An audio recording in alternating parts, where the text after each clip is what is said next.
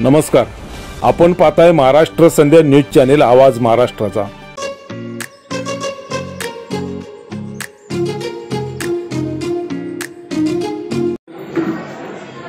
ही खोटी प्रथा आणि अशा प्रथेची विरुद्ध लढाई करणं ही गोष्ट साधी नव्हती। मी समजतो नागू पाटील नारायण नागू पाटील त्यावेळी जिवंत कसे राहिले हा मोठा प्रश्न आहे। एवढी साधी गोष्ट नाही एखाद्या प्रथेविरुद्ध लढणं या देशामध्ये आणि 100 वर्षापूर्वी ही फारच मोठी योगदान त्यांचं या ठिकाणी आहे। 1927 साली तो विश्वामध्ये जो गाजला जो लढा आहे तो भारतरत्न डॉक्टर बाबासाहेब आंबेडकरांनी 14 फेब्रुवारी लढा दिला। त्या लढ्याचे प्रतिसाद या संपूर्ण देशामध्ये आणि विश्वामध्ये गेले आणि तुला बहुजन जागा झाला। रायगड म्हटलं की तिथं आठवते शिवाजी महाराजांची राजधानी। त्या राजधानीला साक्ष ठेवूनच बाबासाहेब आंबेडकरांनी सगळे लढाई केली।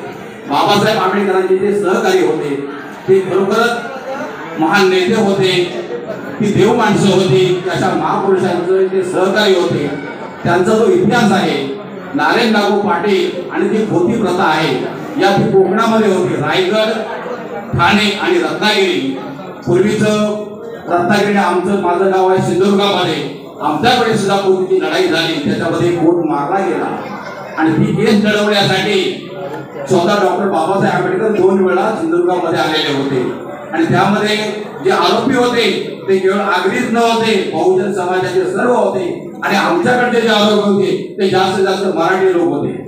म्हणजे बाबासाहेब आंबेडकरांनी किंवा नागू पाटलांनी जी लढाई चालू केली हा आगरी समाज हा कोळी समाज ही कुणाची तिथला त्यावेळेचा जो खोत होता तो देव होता। त्यावेळेला त्या खोतांकडे मोठमोठे बंदुका ठेवणारे सर्व त्यांच्या आता जसे 10 लोकांकडे याची गँग होती।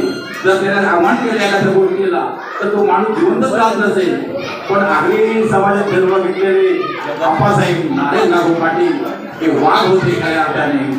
छत्रपती शिवाजी महाराजांचे वंशज म्हटलं तरी हरकत नाही, त्यांच्या विचारांचे वंशज बाबासाहेब आंबेडकरांचे सहकारी म्हणूनच ही लढाई ते जोराने पुढे नेऊ शकले आणि डॉक्टर बाबासाहेबांसारखा महामानव त्यांच्या पाठीशी होता आणि संपूर्ण कायद्याची लढाई बाबासाहेब लढत होते आणि बाबासाहेब आंबेडकरांनी शेवटी कायदे पद्धतीने ही लढाई जिंकून दिलेली आहे आणि आमच्या बहुजन समाजाला नारायण नागू पाटलांचे फार अनंत असे उपकार आहेत। त्यांच्या आजच्या या जयंतीदिनी मी बरंचसं बोललो असतो पण या ठिकाणी आनंदाचा आहे, महादेव आहे या ठिकाणी बोलणार आहे आणि त्यांचे विचार ऐकण्यासाठी आम्ही इथे आलेलो आहोत। मी त्यांना विनम्र अभिवादन करतो, इथंच थांबतो।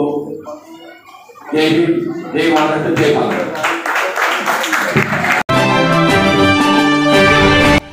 नमस्कार, आपण पाहताय महाराष्ट्र संध्या न्यूज चॅनेल आवाज महाराष्ट्राचा।